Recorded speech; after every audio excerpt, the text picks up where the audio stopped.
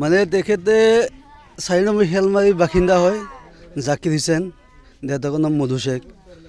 তেখেতে যোৱা সপ্তাহত ঘৰৰ পৰা মেঘালয় সীমাৱৰ্তী অসমৰে কয়লা খনিত কাম কৰিবলৈ গৈছিল। কাম কৰিবলৈ যোৱাৰ পিছত আমি যোৱাকালি শুনা পালোঁ, মানে ৰাতিপুৱা 9টামান বজাত খবৰ পালোঁ যে তেখেতৰ জোলত পানী সোমাইছে, পানী সোমাই আবদ্ধ হৈছে, ওলাব পৰা নাই। তেতিয়া আমি গম পোৱা নাছিলোঁ যে তেখেতে ওলাব পৰা নাই বুলি, বহুত মানুহ ফচি আছে বুলি কৈছে। যেতিয়া আমি ৰাতি নিউজ লাইভৰ এটা হেৰি দিছে, লিষ্ট বনাই পঠাইছে, লিষ্টত তেখেতৰ নাম আছে জাকিৰ হুছেইন মধু শেখ, 4 নম্বৰ হেলমাৰী।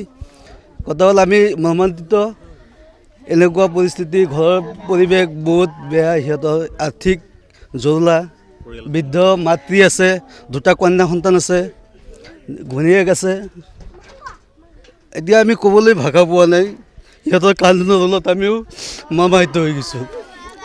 কথা হ'ল সিহঁতক আমি অসম চৰকাৰক এটা আহ্বান জনাইছোঁ, সিহঁতৰ নশ্বৰ দেশটো ওলাই আনিব লাগে আমি কবৰস্থ কৰিবৰ কাৰণে।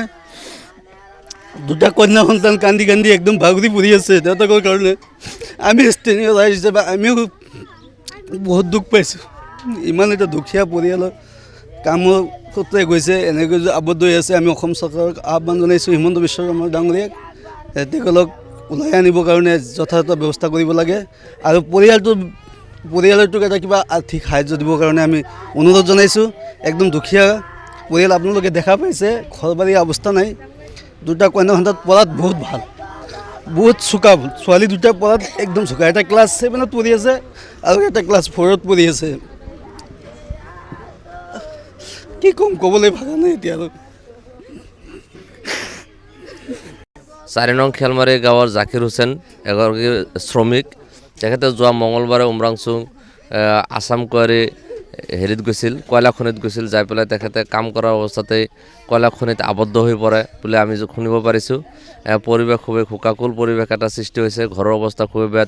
তেওঁৰ এগৰাকী স্ত্ৰীৰ লগতে 2টি কন্যা সন্তান আছে, 14 বছৰ বয়স, 8-9 বছৰ বয়সৰ 2গৰাকী কন্যা সন্তান। এতিয়া এই মানুহজন শ্ৰমিকজন সেই কয়লা খনিত আবদ্ধ হৈ পৰিছে। গতিকে মই অসম চৰকাৰক বা মাননীয় মুখ্যমন্ত্ৰী হিমন্ত বিশ্ব শৰ্মা ডাঙৰীয়াক অনুৰোধ জনাইছোঁ যাতে শ্ৰমিকসকলক উদ্ধাৰ কৰাৰ কাৰণে তেখেতে পদক্ষেপ গ্ৰহণ কৰে আৰু এই শ্ৰমিকসকলক যাতে নিজৰ ঘৰলৈ পঠিয়াই দিয়াৰ প্ৰেৰণ কৰা, নশ্বৰদেৱ প্ৰেৰণ কৰাৰ যাতে ব্যৱস্থা গ্ৰহণ কৰে। আৰু পৰৱৰ্তী অৱস্থাত যাতে এই যিহেতু পৰিৱেশ আপোনালোকে দেখা পাই আছে খুবেই জৰাজীৰ্ণ অৱস্থা এওঁলোকৰ, গতিকে সেই দিশতো সংস্থাপনৰ কাৰণে যাতে বিহিত ব্যৱস্থা গ্ৰহণ কৰে, তাকে মই দাবী জনাইছোঁ। যিকোনো খবৰৰ বাবে যোগাযোগ কৰক 7099017330 লগতে 7099017110 নম্বৰত।